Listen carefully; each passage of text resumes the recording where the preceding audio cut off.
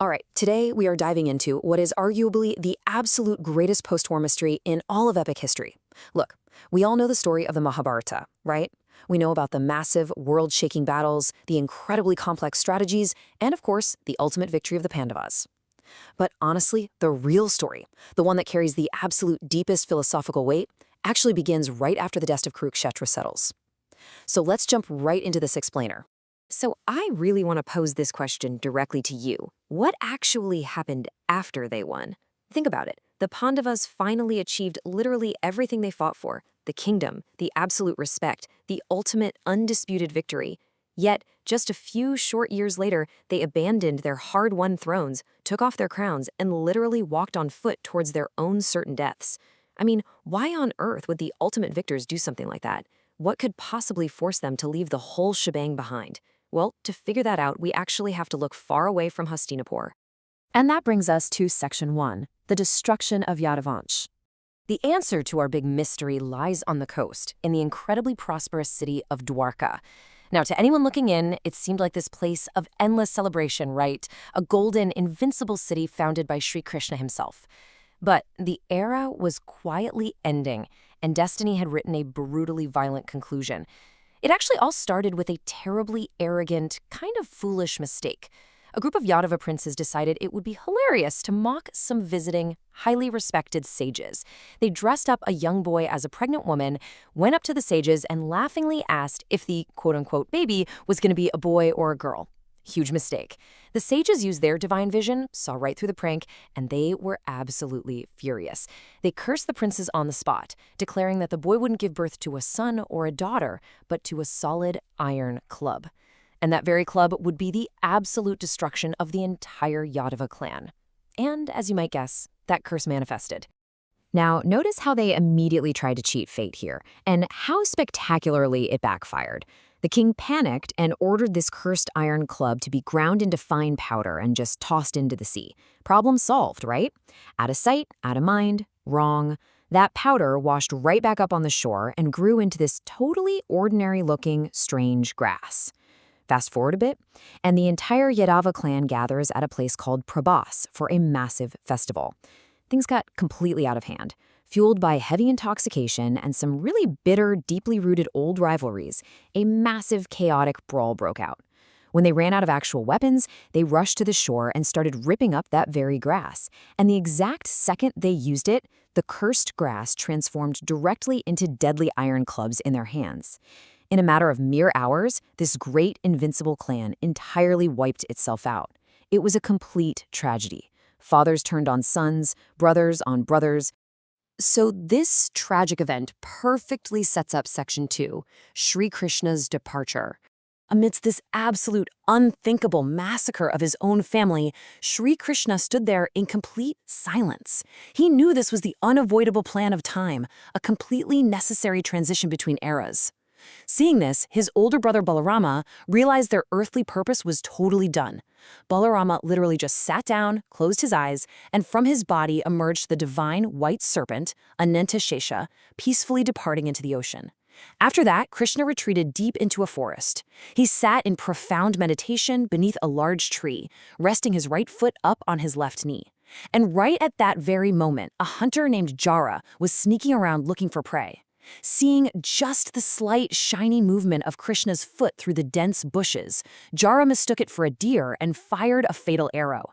When the hunter ran up and realized his absolutely horrific mistake, he collapsed at Krishna's feet in pure terror. But Krishna, completely calm, explained that this wasn't an accident. It was a predestined karmic payback. You see, in a past life, Jara was actually the monkey king Bali, and Krishna, in his previous avatar as Lord Ram, had killed Bali from a hidden spot. The karmic cycle was just finally balancing its books. So we have to understand that this wasn't a death in the human sense. It was a profound divine conclusion. A radiant, brilliant light surrounded Krishna, the skies completely turned golden, and celestial beings appeared as he ascended, merging right back into the cosmic light. And the absolutely crucial takeaway here is this. The exact, precise millisecond Sri Krishna's divine form departed the earth, the Dvapara Yuga officially ended, immediately plunging the entire world into the Kali Yuga. Which directly triggers the events of Section 3, the Pandavas' renunciation. Now, the shockwave of this massive cosmic shift hadn't actually reached Hastinapur yet. When a completely terrified messenger finally arrived with the news that the Yadavas were wiped out and Krishna was gone, time literally stood still for the Pandavas. They were paralyzed. But the deepest, most utterly devastating blow actually struck Arjuna. He immediately rushed to Dwarka to escort the surviving women and children safely back to Hastinapur. But on the way back, their convoy was attacked by a group of totally ordinary bandits. Now, under normal circumstances, Arjuna, the absolute legend who defeated titans like Bhishma and Karna, would end this in seconds, right? But look at the stark contrast here. Arjuna confidently raised his famous bow, the Gandiva. He tried to summon his big guns, his divine weapons, the Agni-astra, the Brahmastra. But absolutely nothing happened. The mantras failed. His divine weapons were completely terrifyingly silent. The greatest warrior of the age was defeated by mere street bandits. In that heartbreaking, crushing moment, Arjuna's entire illusion of self just shattered. He realized that his unmatched, world-conquering power was never actually his own. It was entirely Sri Krishna's grace. And that grace had officially left the earth. A totally broken, defeated Arjuna returned to Hastinapur and recounted his utter helplessness to his brothers. Hearing this, Yudhisthira delivered this incredibly defining, heavy realization. He simply said, "The purpose for which we came is complete. Now we too must go." Just like that. With this stoic, unwavering resolve, they made the ultimate decision. They crowned their young grandson Parikshit as the new emperor, and then they stripped off their royal garments. They took off the heavy jewelry, the golden crowns, and dressed in simple, rough clothes. They permanently shed their royal identities to become humble seekers of liberation. And that marks the beginning of Section 4, their incredibly difficult Himalayan journey. So the 5 brothers and Draupadi walked out of Hastinapur entirely on foot, quietly trailing a mysterious, random stray dog behind them as they left the city limits. They walked in complete silence across massive plains, wide rivers, and deep forests, walking until they finally reached the freezing, absolutely unforgiving peaks of the Himalayas. And as they climbed higher and higher into that freezing, thin air, the true philosophical core of this entire explainer reveals itself. This wasn't a hiking trip, folks. This was the ultimate journey of the human soul. The heroes didn't physically fall because they lacked stamina or missed a meal. They fell sequentially, one by one, completely crushed under the weight of what is called sukshma dosh, or their subtle human flaws. The lesson is brutal but clear. You simply cannot pack your ego and carry it into the divine. The very first to collapse in the brutal, freezing snow was Draupadi. As she lay there dying, a desperate Bhima asked Yudhisthira why she, a woman of such pure, absolute devotion to Dharma, had fallen so early. And Yudhisthira, who literally could not tell a lie on this final journey, delivered a blunt, hard truth. He explained that yes, Draupadi was incredibly great, but she harbored a very subtle partiality. Even though she was married to all 5 brothers, deep in her heart she held a special, unequal, secret love just for Arjuna. And it was that single, subtle flaw that brought her down first. Shortly after, the brilliant, wise Sahadeva fell into the snow. Why? Because despite his incredible, unmatched foresight, he harbored a subtle intellectual pride. Deep down, he secretly believed he was simply smarter than absolutely everyone else. And then, right after him, the incredibly handsome Nakula collapsed. His fatal flaw? Pure vanity. He took a quiet, immense pride in his unmatched physical beauty. One by one, their own subtle egos were literally pulling them down into the ice. And then came what is arguably the most tragic collapse. Arjuna, the greatest warrior of his entire era, stumbled and hit the snow. When Bhima asked why, Yudhisthira explained that Arjuna suffered deeply from the pride of his own prowess. He held this arrogant, unshakable belief that absolutely no warrior in the entire world could ever match him in combat. Turns out, even the absolute greatest archer in history couldn't shoot down his own ego.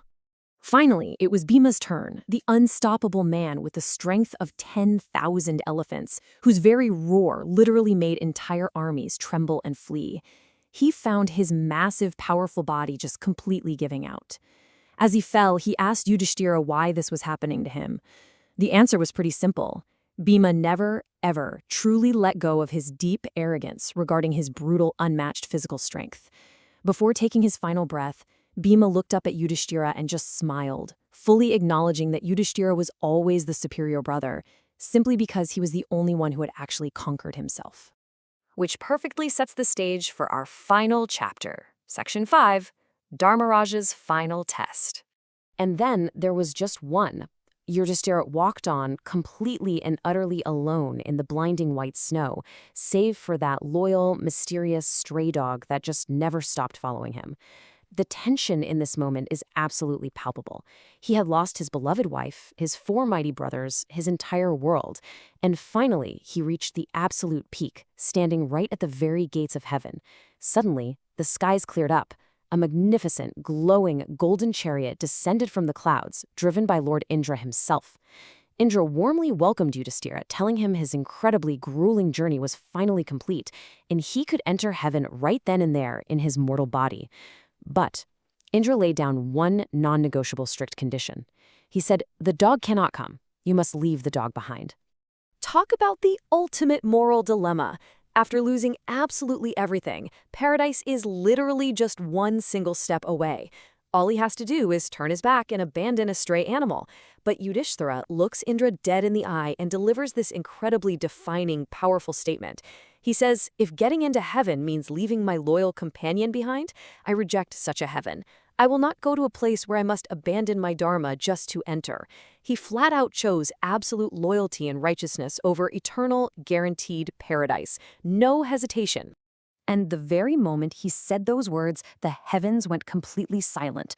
Then a brilliant, blinding light erupted directly from the stray dog. The animal magically transformed right before Yudhisthira's eyes into the god of righteousness, Lord Dharma himself. Lord Dharma smiled warmly and praised Yudhisthira's character. You see, this whole grueling journey, this final, quiet companion, was all part of the ultimate cosmic test. Yudhisthira had flawlessly proven that his unwavering commitment to righteousness was vastly greater than any heavenly reward ever could be. And this brings us to a really profound conclusion for today. Notice the deep, intentional contrast here. Back at Kurukshetra, the Pandavas won the world, right? It was a loud victory of martial skill, complex politics, and a whole lot of bloodshed over their external enemies. But this silent victory in the freezing Himalayas was vastly, vastly superior. It was an internal, completely silent victory where Yudhisthira successfully conquered his own ego, his deep attachments, and his mortal desires. He was the only one allowed to enter heaven in his mortal body because he was the only one who had already fought and won the hardest battle of all, the battle within himself. So, as we wrap up our deep dive into this incredible 5,000-year-old epic, I really want you to ask yourself something. What is your own ultimate victory? Is it merely conquering the world around you, hitting those external milestones? Or is it the much, much harder, unseen task of conquering the ego within you? Think about it. See you next time.